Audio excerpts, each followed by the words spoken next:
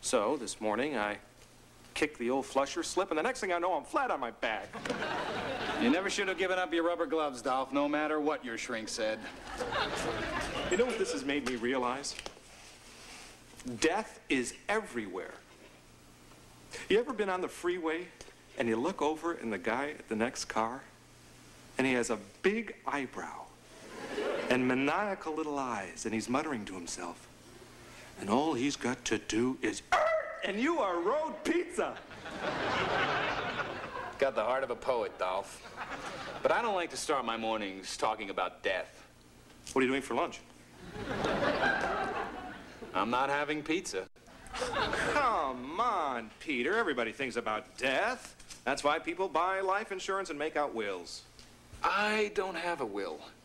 I've been meaning to make one out. I just haven't gotten around to it yet.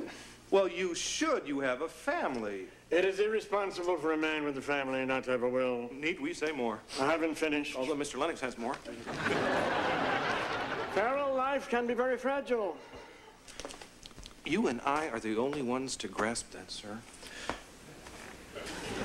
You're cruising down that freeway of life, whistling My Cherie Amour, when wham, death runs a stop sign. Go to your cubicle. Don't you want to know what happened to my neck? You hurt it. Now go to your cubicle. Yes, sir, thank you. You know, Farrell, my father died without a will. You cannot imagine the scheming, the backbiting, the plotting, the deceit that went on trying to get the old man's assets. But that's what I had to do. I wouldn't wish that on your children. Well, Kate and Will wouldn't do that. Of course, they fight sometimes over who gets in the car first, who gets a bigger cookie, who laughs like a donkey. They'd rip each other to shreds. I'm playing golf with my attorney tomorrow morning. We'll stop by your place afterwards. Oh, no, really, sir, that's not necessary. I think it is. We'll be there, too. Fine. God, I love being the boss. We have the car. And the car loan. Have the house. And the mortgage. We have the VCR, the TV, and the stereo. Visa card, MasterCard, American Express. And what? Whoa! Oh, well, you've got a hair trigger for a big man. Well, I couldn't sleep, Dora. I'm working on a financial statement for my will. Oh, I see. What is all this? This represents the sum total of Peter Farrell's life. This is what I have. This is what I owe.